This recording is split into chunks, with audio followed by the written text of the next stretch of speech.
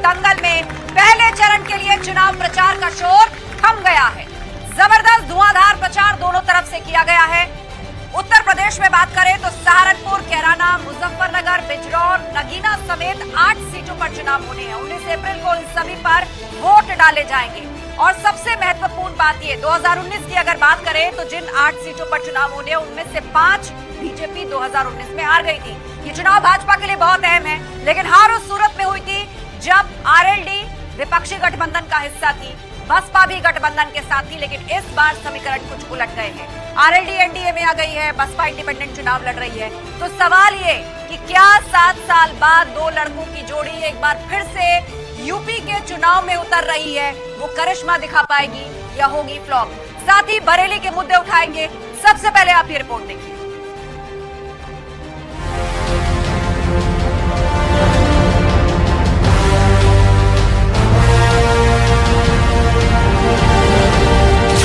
थमा प्रचार का शोर, अब campaign door to door.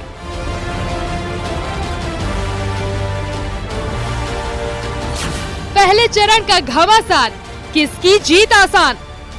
BJP के लोग कुछ भी कह सकते हैं, लेकिन इलेक्टोरल बॉन्ड ने उनका बैंड बजा दिया है। और जितने भी भ्रष्टाचारी हैं, भारतीय जनता पार्टी ने अपना दल उसके लिए गोदाम बना लिया है। रामलला का सूर्य तिलक, किसका कराएगा राज तिलक? आज सभी राम भक्तों के लिए ये एक गौरव का, विनम्रता भरा दिन है, जब हम रामलला के ललाट पर स्वयं सूर्य भगवान को ललाट पर तिलक करते हुए देख रहे हैं। एक राम मंदिर नहीं, हजारों राम मंदिर इस देश में हैं ऑलरेडी, और इसमें तो उन्होंने सब अधूरा प्राण प्रतिष्ठा वगैरह की है। सारे जगतगुरु शंकराचार्य उसके विरोध में थे। मैं दिखावा नहीं कर रहा, मैं पाखंडी नहीं हूँ, पाखंडी लोग ये सब करते हैं। राहुल, प्रियंका और अखिलेश प्रचार में क्यों क्लेश? मगर बीजेपी 24 घंटा डिस्ट्रैक्शन करने में लगी रहती है। कभी प्रधानमंत्री समुद्र के नीचे चले जाते हैं, कभी आसमान में सी प्लेन पे चले जाते हैं, मगर जो मुद्दे हैं उनके बारे में न प्रधानमंत्री न बीजेपी बात करती है। मोदी जी, भाजपा के नेता बेरोजगारी की बात नहीं कर रहे हैं, महंगाई की बात नहीं कर रहे हैं, जो असली समस्याएं किसानों की, महिलाओं की, उनके बारे में बात ही नहीं हो रही है। बात इधर उधर की ध्यान भटकाने के लिए हो रही है। बरेली की सियासी तासीर, कितनी बदली तस्वीर। दो लड़कों की जोड़ी धरातल पर सुपर फ्लॉप साबित हो पाई और जनता ने इन्हें बुरी तरह नकार दिया। दोनों लोग डिरेल्ड हैं, ना उनके पास कोई नीति है, ना कोई एजेंडा है, ना उनके अंदर काम करने की कोई ललक है।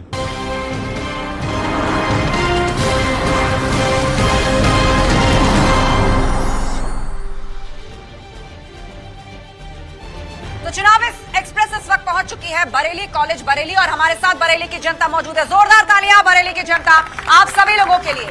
और साथ ही इस वक्त हमारे साथ मेहमान भी जुड़ चुके हैं जिनसे हम चर्चा को आगे बढ़ाएंगे। जोरदार तालियों के साथ स्वागत कीजिए। बीजेपी का पक्ष रखने के लिए हमारे साथ डॉक्टर प्रवीण महेश्वरी जी हैं।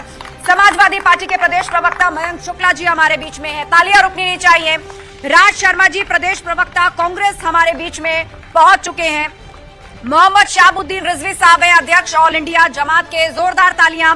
पवन कुमार सक्सेना जी, सीनियर जर्नलिस्ट, हमारे बीच में हैं। चर्चा की शुरुआत करते हैं, क्योंकि आज फर्स्ट फेज के लिए जो वोटिंग होनी है, चुनाव प्रचार का शोर थम चुका है। अपनी अपनी बातें जनता तक मंचों के माध्यम से पहुंचाई जा चुकी है। सबसे पहले सवाल बीजेपी से करते हैं। 7 साल बाद दो लड़कों की जोड़ी एक बार फिर से मैदान में है, पूरी तरह कॉन्फिडेंट है। पश्चिमी उत्तर प्रदेश में बहुत से समीकरणों का हवाला दिया जा रहा है, रोजगार, महंगाई जैसे मुद्दे उठाए जा रहे हैं। प्रियंका गांधी भी चुनाव प्रचार के लिए पहुंची हैं और उन्होंने भी यही निशाने पे लिया है कि जनता के बीच में मैं गई हूं तो यहां पर लोग महंगाई, रोजगार की बात कर रहे हैं, मांस मछली की नहीं। बिल्कुल ठीक बात है। और हम इन दोनों लड़कों की एक फ्लॉप फिल्म पहले भी देख चुके हैं, जिसके बाद वो फिल्म इतनी पिटी के दोनों लड़के फ्लॉप होकर वापस जा चुके हैं। आज वो दोबारा आए हैं अपनी उसी घिसी पिटी फिल्म को दोबारा यहाँ पर ट्राई करने के लिए। एंड आई होप इस बार भी उत्तर प्रदेश की ऑडियंस इनकी फ्लॉप फिल्म को फिर से फ्लॉप कर देगी। चलिए, बीजेपी का ये बड़ा दावा है कि एक बार फिर से ये जोड़ी फ्लॉप होने जा रही है। पिछली बार आपके साथ बहुत सारे कॉम्बिनेशन थे, आरएलडी आपके साथ थी, बसपा आपके गठबंधन में शामिल थी। इस बार तो उनकी राहें भी अलग हैं। क्या कहेंगे आप? पश्चिम उत्तर प्रदेश की फाइट बहुत टाइट।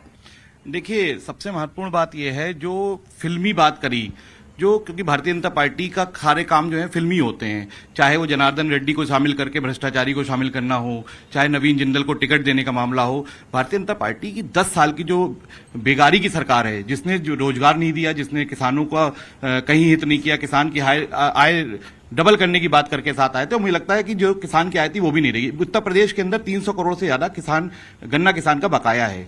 भ्रष्टाचार चरम पे है, बेरोजगारी चरम पे है, नौजवान त्रस्त है, युवा परेशान है, पेपर लीक सरकार बन चुकी है उत्तर प्रदेश की सरकार। और मुझे लगता है कि गुजराती गैंग इतना हावी है कि उत्तर प्रदेश में क्या देश में रहने लायक अब नहीं रहा सरकार। ठीक है, बहुत से मुद्दे आपने उठाए, इन पर विस्तार से बात होगी। सबसे पहले कांग्रेस का कमेंट लेते हैं।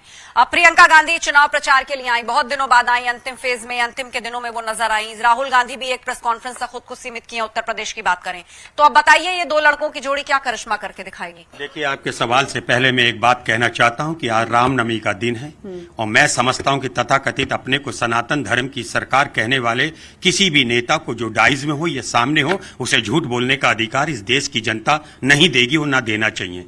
अब मैं एक बात कहना चाहता हूं, मेरी कांग्रेस पार्टी एक पार्टी है और भारतीय जनता पार्टी, जिसे तथाकथित में बेटी जलाओ पार्टी कह दूं तो ये कोई अतिशोक्ति नहीं होगी। वो एक कंपनी की तरह काम करती है। वहां पे नेता नहीं है, वहां पे एक मैनेजिंग डायरेक्टर है, एक डायरेक्टर है। जैसे एक स्कूल प्राइवेट में चलाते हैं, पिताजी मैनेजिंग डायरेक्टर बन जाता है, बेटा प्रिंसिपल बन जाता है। और काम की बात बताइए, मुद्दे बताइए। हमारे मुद्दे, सबसे बड़ी बात यह है कि हम लोग जो आइडियोलॉजी है, हमारी आइडियोलॉजी रोजगार देने वालों की है। भारतीय जनता पार्टी की जो आइडियोलॉजी है वो ठेकेदारी प्रथा में विश्वास रखती है। और निश्चित रूप से मेरे जननायक नेता राहुल गांधी ने भी कहा है कि अगर हमारी सरकार आएगी तो हम युवा को नौकरी देंगे।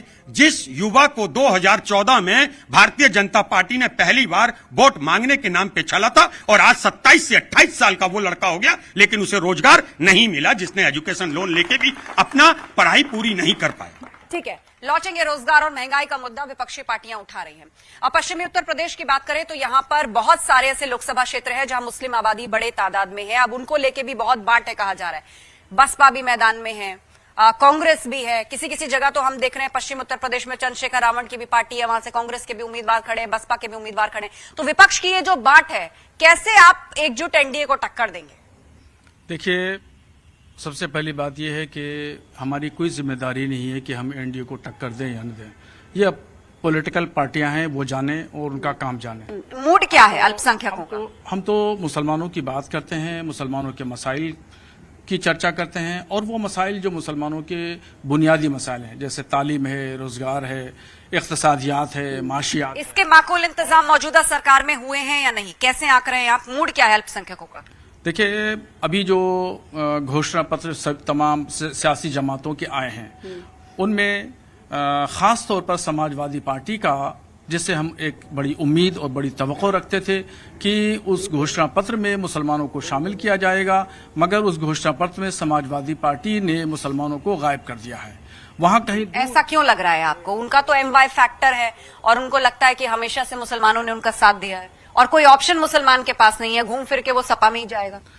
गुज़श्ता सालों देखा होगा कि विधानसभा के इलेक्शन में मुसलमानों ने बड़ी मजबूती के साथ समाजवादी पार्टी को वोट दिया था और ये उम्मीद कर रहे थे कि समाजवादी पार्टी बीजेपी को हरा देगी, इसलिए 98% मुसलमानों का वोट समाजवादी पार्टी को गया। तो इस बार आप आशंकित हैं कि इस बार ऐसा नहीं होने जा रहा है, ऑप्शन खोज रहा है मुसलमान, ये कहना चाहते हैं? मगर इसके बावजूद भी जो मुसलमानों के मसाइल हुए, उन मुसलमानों के मसाइल से समाजवादी पार्टी के मुखिया अखिलेश यादव मुंह चराते रहे और नजरअंदाज करते रहे। चलिए, उन मसाइलों पर बात होगी और बरेली की जनता से भी मेरी अपील है, जिसको सवाल पूछना है, बात रखनी है, कृपया हाथ खड़े करें। मैं आपके पास आऊंगी, एक बार वरिष्ठ पत्रकार की भी टिप्पणी बहुत महत्वपूर्ण हो जाती है।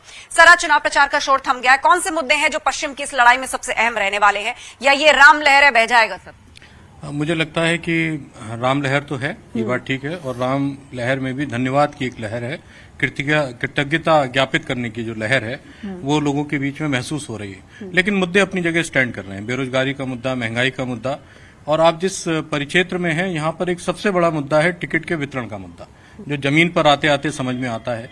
यहाँ बरेली मंडल में 5 सीटें हैं। अब से 3 महीने पहले हम लोग आंख बंद करके कह सकते थे कि 5 की 5 सीटें भारतीय जनता पार्टी जीत रही है। उस समय ये सिलेक्शन की स्टेज थी, आज इलेक्शन की स्टेज है। जी, चलिए, और वो सब जनता के हाथ में है। 19 तारीख बहुत ज्यादा दूर नहीं है, वोट डालना है, जनता अपना फैसला सुना देगी। हाथ उठाइए बरेली की जनता, जिन जिन को बात कहनी है। जी सर, क्या नाम है आपका और आपका सवाल किससे क्या कहना चाहते हैं? कैमरे की तरफ खड़े हो जाइए प्लीज सर। मेरा नाम राजकुमार अग्रवाल है और मेरा सपा के प्रवक्ता जी से एक सवाल है कि वो अभी कह रहे थे कि झूठों की वादे करते हैं, झूठे वादे करती है भाजपा। कौन से झूठे वादे किए भाजपा ने? पिछली 7 बार से हमारे यहाँ पे विधायक हैं, 8 बार से हमारे सांसद हैं। अगर झूठे वादे किए होते तो जनता इस चीज को तय नहीं करती कि हमने झूठे वादे किए हैं। इस बार भी हमारी पार्टी के जो है छत्रपाल गंगवार जी को टिकट मिला है और 400 से ज्यादा वोटों से हम लोग जीतेंगे। मैं इनसे पूछना चाहता हूं कि यहाँ पे जब इनका 4 लाख से सॉरी 400 सीटें गलती से मिस्टेक हो गया, बोलिए। 400 से सीटें जीतेंगे, 400 सीटों से जीतेंगे और 4 लाख वोटों से ज्यादा से जीतेंगे। और कोई? जी एक सेकंड लाइन। देखिए, मेरा नाम अनीस अंसारी है। अब पूछने के लिए तो मुझे नहीं लगता कि यहाँ कोई बता पाएगा। सच्चाई ये है कि मुसलमान का इस हिंदुस्तान के अंदर मजाक बना के रख दिया। अच्छा, ऐसा क्यों लग रहा है आपको? अभी आपने सुना यहाँ पे रिजवी साहब बैठे हैं, उन्होंने कहा हमारे मसाइलों को किसी पॉलिटिकल पार्टी ने जो है ढंग से एड्रेस नहीं किया। वोट तो लिया लेकिन मुद्दे जस के तस हैं। देखिए, मैं निष्पक्ष बात करूंगा। मौलवी साहब भी कभी मुख्यमंत्री के यहाँ नहीं गए। उत्तर प्रदेश के मुसलमानों का मसाइल लेके कि हम ये मसाला लेके आए हैं, ये फाइल लेके आए हैं। अच्छा, क्या लग रहा है आपको? क्या नाइंसाफी हुई है या कहाँ आपके साथ भेदभाव हो गया? मुसलमानों के साथ सबसे ज्यादा नाइंसाफी की है 60 साल कांग्रेस की सरकार ने। मेरा नाम अनीस अंसारी है, बरेली का रहने वाला हूं मैं।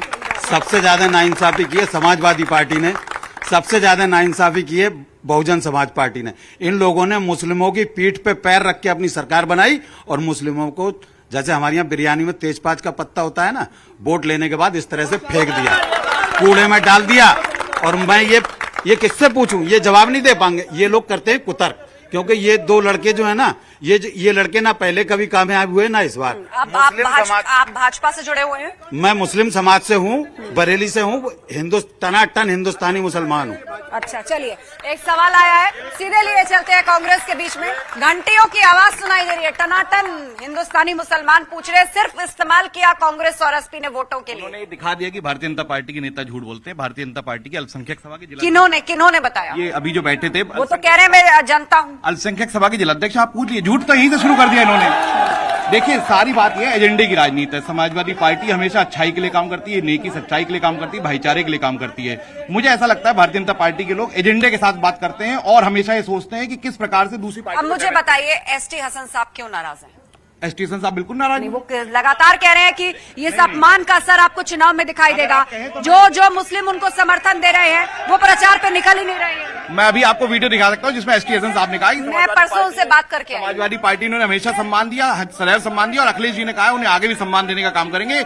जो मुख्य बात है, भारतीय जनता पार्टी किसानों के हित में। ये कैसा सम्मान है? जो अभी कह रहे थे तेज पत्ता होता है ना, वो स्वाद बढ़ाने के लिए सबसे पहले डाला जाता है और खाने से पहले सबसे पहले निकाल के अलग कर दिया जाता है। वो असल में भारतीय जनता पार्टी की बात बता रही थी। वो मुसलमानों का इतना ही उपयोग करती है कि तेज पत्ते की इस्तेमाल करती है, खाने बाद फेंक देती है। चलिए, बीजेपी से इस पर जवाब लेते हैं। जी देखिए, बहुत सारे मुद्दे यहाँ पैनलिस्ट ने अलग अलग लिए। समाजवादी पार्टी ने भी अपनी प्रॉब्लम्स की। चुनाव का मुद्दा है, चुनाव में हम बहस करें। रोजगार की बात करी उन्होंने।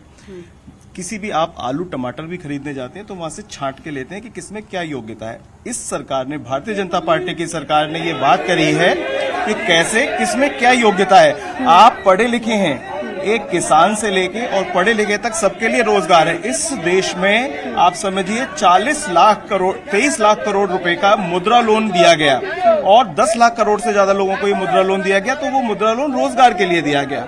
मैं एक डॉक्टर हूं और हम लोगों ने आयुष्मान योजना के अंतर्गत पूरे देश में 30 करोड़ कार्ड्स बने हैं। उन लोगों ने इलाज कराया है। वो इलाज कैसे हुआ? वो इलाज डॉक्टर्स ने किया, नर्सेज ने किया, फार्मासिस्ट। ये सारी बातें आपने चुनावी जनसभाओं में रखी हैं, लेकिन मेरा सवाल ही मेरे से बिल्कुल ठीक है। आपने कहा कि आपने बंदोबस्त किया, लेकिन एक आवाज मुझे पीछे से बहुत प्रबलता से आ रही है जो कह रही है पेपर लीक। उस पर आपको आश्वस्त करना होगा। आपकी सरकार है, क्या कदम उठा रहे हैं आप? ये सरकार इंसाफ में बात करने वाली, कानून में बात करने वाली सरकार है। अगर कहीं कोई अपराध होगा कि उस पर कोई अपराधी छोड़ा नहीं जाएगा। आप समझिए, अगर कहीं कोई पेपर लीक हो जाता है, क्या उस पेपर लीक होने की वजह से जो गलत लोगों का सिलेक्शन हो जाए उनको नौकरी दे देनी चाहिए? ये कोई समाजवादी पार्टी की सरकार नहीं है कि सारे के सारे एसडीएम एक ही गांव के बन जाए और एक ही जाति के बन जाएं, एक ही पेपर से निकल के आ जाएं। यहाँ सिर्फ योग्यता के आधार पर नौकरी मिलेगी और अगर पेपर लीक होता है तो उन सब लोगों के ऊपर, उनके ऊपर, अपराधियों के ऊपर कार्रवाई होगी और बुलडोजर बाबा अपना बुलडोजर लेकर तैयार है। किसी भी अपराधी को छोड़ा नहीं जाएगा, चाहे वो पेपर लीक का हो, चाहे वो कोई भी हो। ठीक है, कांग्रेस के प्रवक्ता का रुख करते हैं। एक सेकंड, एक टिप्पणी इनसे भी लेनी जरूरी है क्योंकि कांग्रेस पर भी सवाल उठाता है अल्पसंख्यकों के इस्तेमाल का। कहने का सार ये है कि अब्दुल सिर्फ दरी बिछाएगा, माइक लगाएगा, लेकिन चुनाव कोई और लड़ेगा। देखिए, मैं एक बात कहना चाहता हूं आस्था जी, चैरिटी बिगिंस एट होम। आप बरेली कॉलेज में बरेली जिले से कर रही हैं। मैं एक बात भारतीय जनता पार्टी के नेताओं से पूछना चाहता हूं, 8 बार लगभग 35 से 40 साल तक आपके नेता संतोष गंगवार या सांसद रहे। मुझे 5 काम उनके गिना दो, 5 काम गिना दो और 5 काम वो जो आगे करेंगे। मैं बरेली की बात करना चाहता हूं, दिल्ली बहुत दूर है तुमसे। आप मुझे बताइए कि 40 साल तक आपका सांसद रहा, आप बताइए 5 काम। चलिए, मैं जनता के पास ये सवाल लिए चलती हूँ। वो बात और है कि मेरे सवाल को आप टाल गए, और कोई कुछ कहना चाहते हैं? आइए इधर कैमरे की तरफ देखिए, क्या सवाल है आपका और क्या नाम है? मेरा नाम शारिक अब्बासी है। जैसे अभी करण अर्जुन की जोड़ी की जो बात चल रही थी, एक कांग्रेस के प्रवक्ता जी और एक समाजवादी के प्रवक्ता जी, 19 तारीख 8वां महीना 2016 में हिंदू भाइयों के ऊपर गोली चलवाई। वो किसने चलवाई? वो समाजवादी पार्टी के राष्ट्रीय अध्यक्ष ये अखिलेश यादव जी का, मुलायम सिंह यादव जी ने जो है उसके चलवाई। दूसरी बात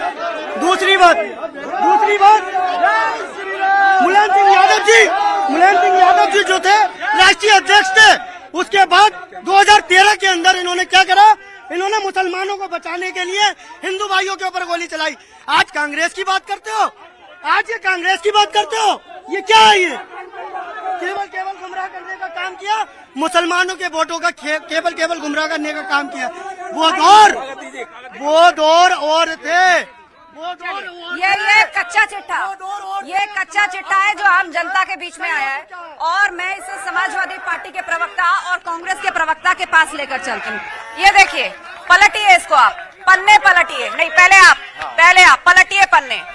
हाँ, क्या क्या लिखा है यहाँ पे दिखाइए। अखबारों की कटिंग है, कोई ऑथेंटिसिटी है? अभी आज एआई के ऊपर लिखा है, ये लिखा है एआई के जमाने में तो माफ फ्रॉड चल रहा है, एआई के जमाने में डीप फेक चल रहा है, माफ फ्रॉड चल रहा है एआई के जमाने में। अब आप क्या एआई के जमाने की बात कर रहे हैं? आप इस पर जवाब दीजिए मुझे। आप इसे दिखाइए ना, गुजरात के देखो, नरेंद्र मोदी जी की तारीफ करते हैं मन से खड़े होके। इस पर भी बोलिए, नरेंद्र मोदी जी तारीफ करते हैं जी मन से खड़े होके। मैं क्या मुद्दा कह रही हूँ, आप क्या मुद्दा उठा रहे हैं? चलिए ठीक है, आप इसको टालना चाहते हैं, आप इसका माकूल जवाब नहीं देना चाहते, ये आपके ऊपर है। जनता अपनी बात खुद बोल रही है।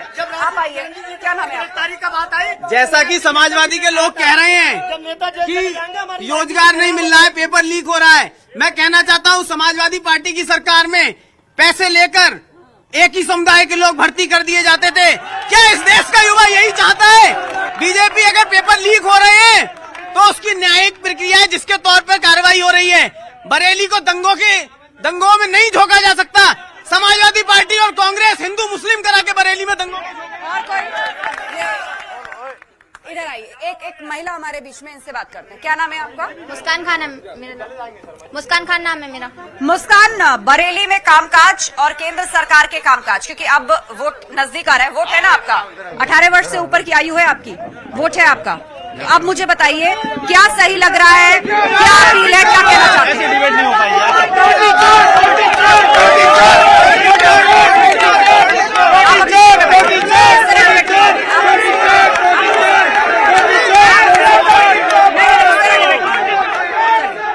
मैं आपके पास लेकर आती हूँ, बताइए। घूम फिर कर आरोप यही लग रहा है कि बरेली को दंगों की आग में झोंकने वाले सपा और कांग्रेस पार्टी थी। ऑप्शन, मैं एक बात कहना चाहता हूं, अगर बरेली को दंगा में ढोका तो इनके भारतीय जनता पार्टी के संतोष गंगवार सांसद है। मैं खुली चेतावनी देता हूं, अगर दंगा जिसने कराया उसकी जमानत संतोष गंगवार ने ली, दंगा जिसने कराया संतोष गंगवार का पार्टनर है। मैं चैलेंज करता हूं इन लोगों को। और मैं एक बात पूछना चाहता हूं, आप बताइए, आपने काम क्या किया? 40 साल जिस सत्ता में रहा हो, उसने काम क्या किया? ये सब झूठ है।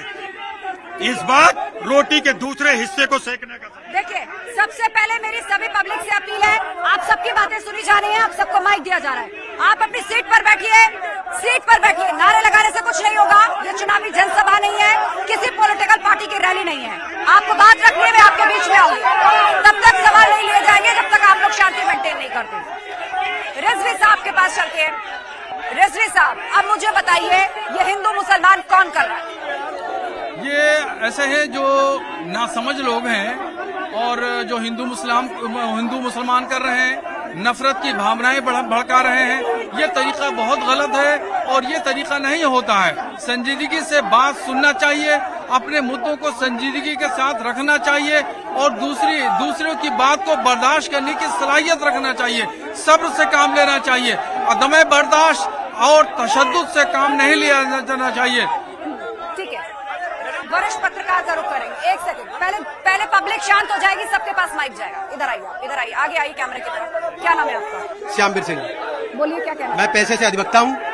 मैं ये जानना चाहता हूँ, अभी एक भाई ने जो सवाल उठाया था नेताजी पे, ये लोग इनसे पूछा जाए बीजेपी वालों से, क्या ये न्यायपालिका पे विश्वास करते हैं? जो गोलीकांड की बात कर रहे हैं बीजेपी वाले, अगर न्यायपालिका पे आप विश्वास करते हैं, या तो आपको न्यायपालिका पे विश्वास नहीं है, यदि आप न्यायपालिका पे विश्वास करते हैं, तत्कालीन मुख्यमंत्री जो थे कल्याण सिंह जी थे, उनसे इस्तीफा लिया गया था।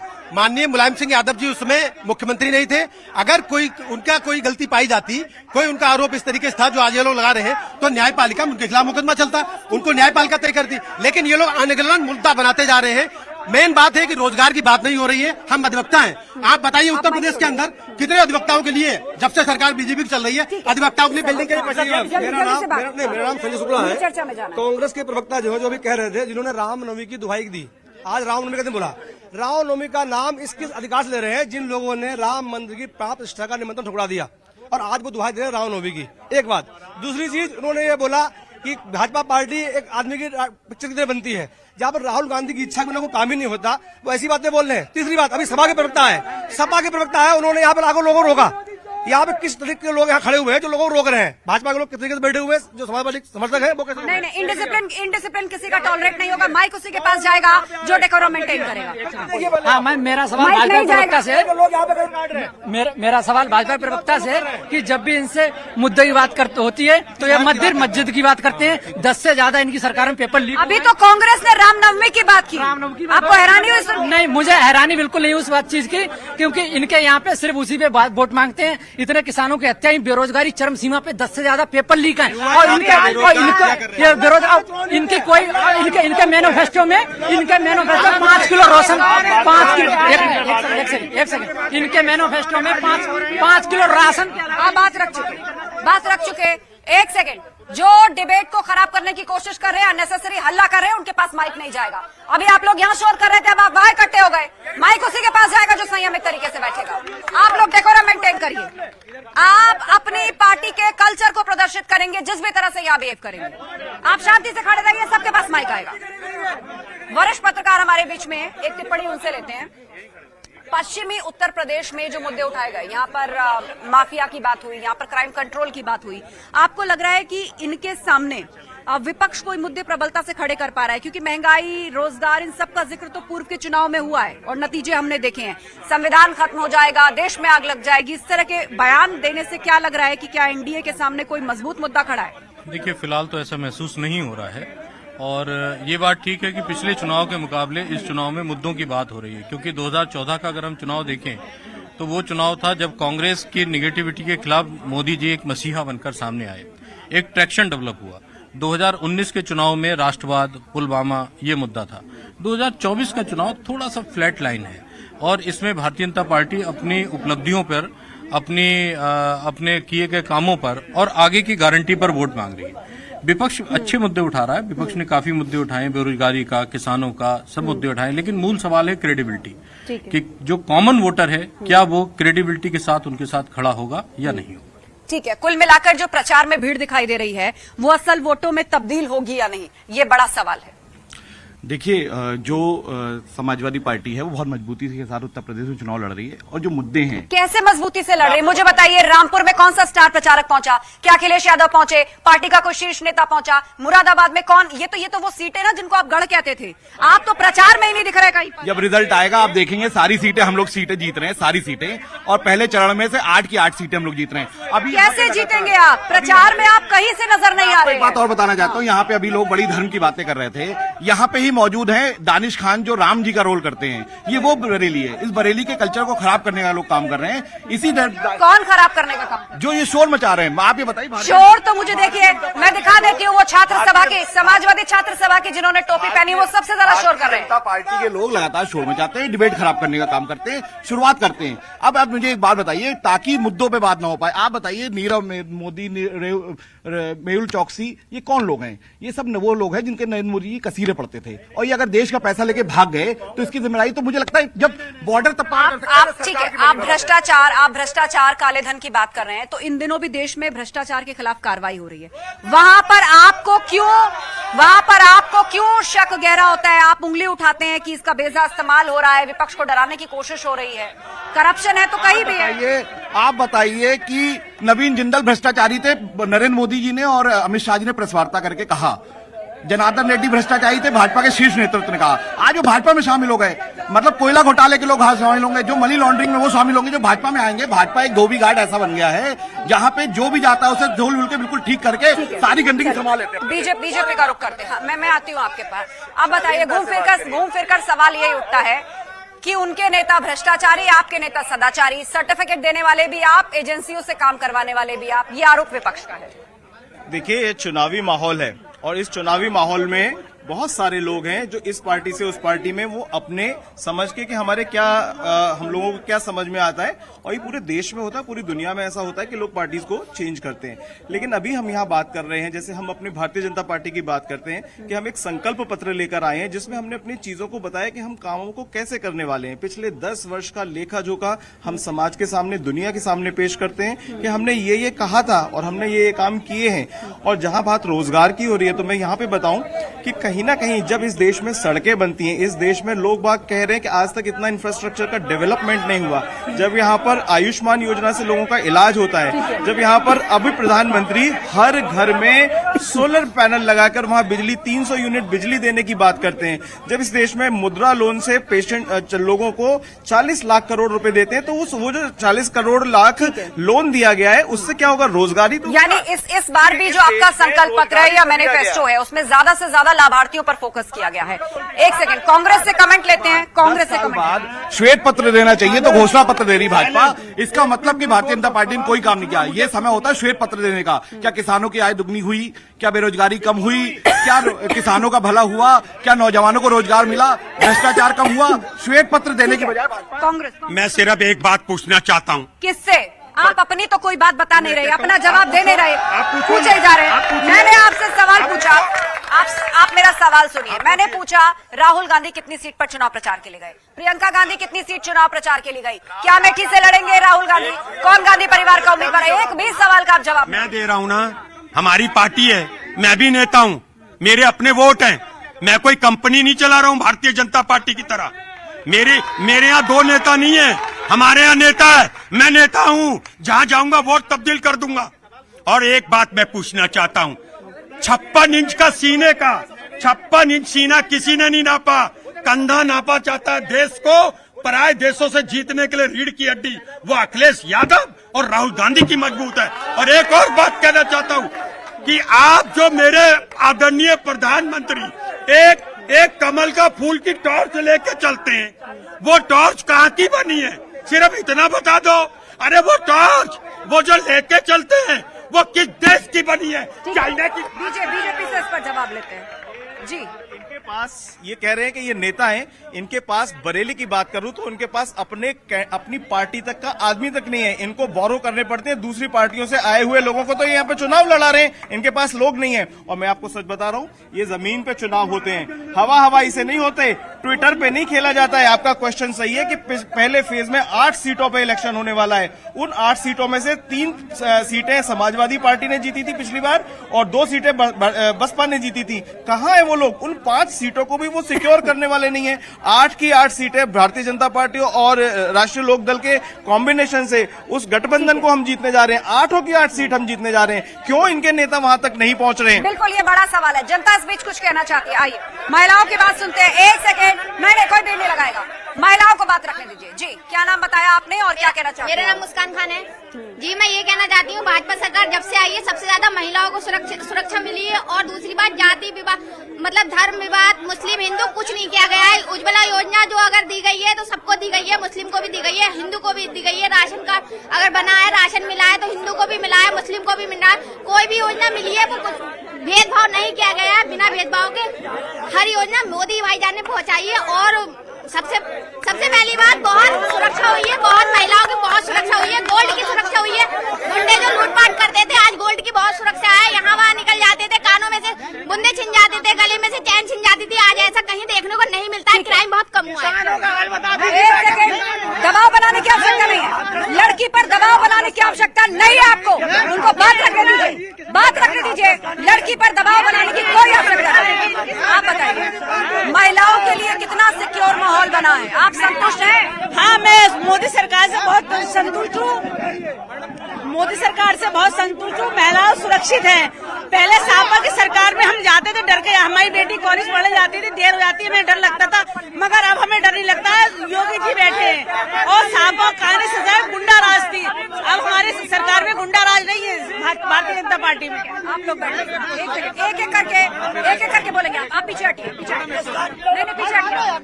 मैम, ये बहन जी बोल रही है कि महिला अपराध मतलब महिला को सुरक्षा मिली है, ठीक है।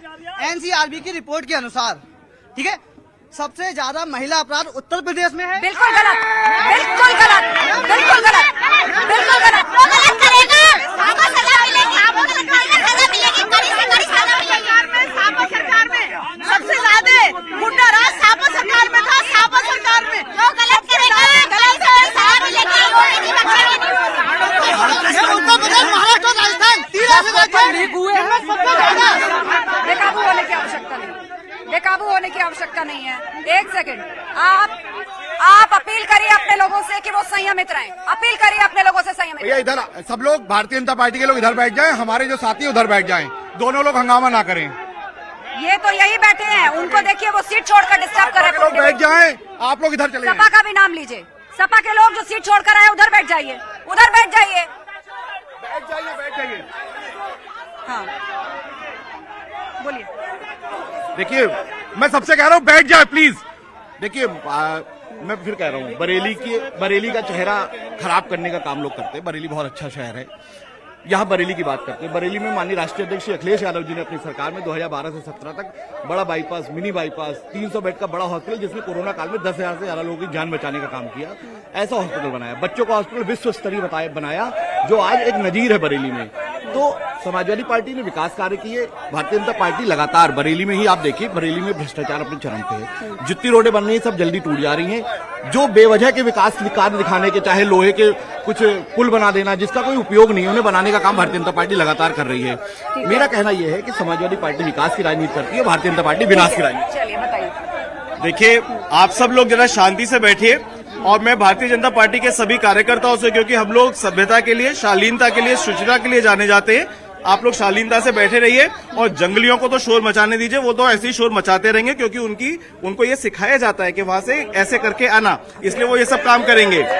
और यहाँ बात आती है, बिल्कुल ठीक बात है, और हम अपनी अच्छी सी डिबेट करें, इन मुद्दों पे बात करेंगे तो वो कह रहे हैं कि आप विनाश की राजनीति करते हैं, सपा विकास की राजनीति करते हैं। सिर्फ और सिर्फ इस देश को 2014 में ये देश ग्लोबल, अगर आप देखें पूरे पृथ्वी के ग्लोब पर इसकी इकोनॉमी कहां पे थी, हम कहीं 15वें नंबर पे आते थे, और आज इतने दिनों में 10 वर्षों में भारत एक तीसरी इकोनॉमी बन चुका है। और हम अगले 2047 तक इसको एक विकसित भारत, मोदी जी का विजन है इसको विकसित भारत के साथ ले जाने के लिए, और हम दुनिया की तीसरी सबसे बड़ी इकोनॉमी बनने के अग्रसर हैं। मोदी जी लास्ट 5 मिनट है मेरे पास, मैं चाहती हूँ ज्यादा से ज्यादा लोग अपनी बात करें। क्या नाम है आपका? मैम सुनील सागर।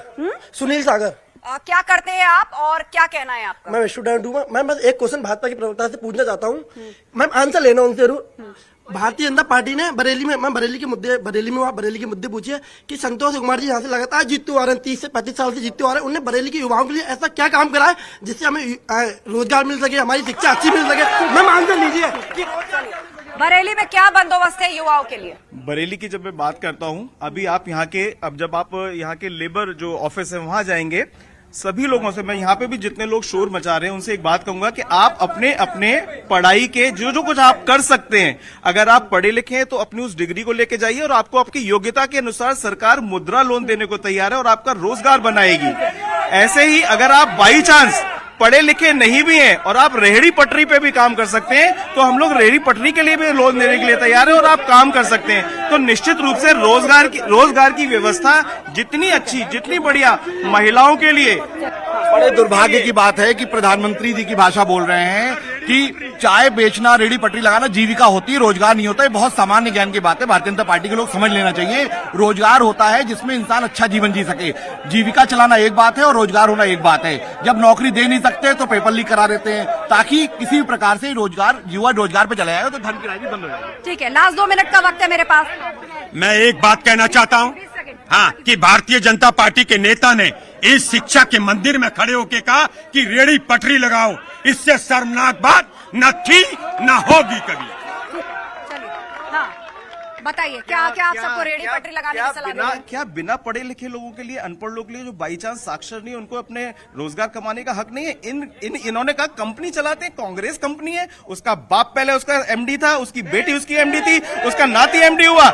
और अभी प्रियंका गांधी ने दक्षिण भारत की एक रैली में कहा कि हम भविष्य के कांग्रेस के लोगों को लेकर आने वाले हैं। मुझे लगा कि शायद किसी अच्छे नेता को लेकर आएंगी और वो अपने बेटे और बेटी को लेकर आते हैं। चलिए लास्ट 1 मिनट है, जनता की बात सुन लेते। नहीं संयम है, 10 सेकंड फटाफट अपनी बात। कांग्रेस गठबंधन से मेरा एक सवाल है कि आपने 60-70 साल राज किया है देश पर। अगर मोदी जी ने 2047 तक विकसित भारत का प्रण लिया है तो उसमें बुराई क्या है?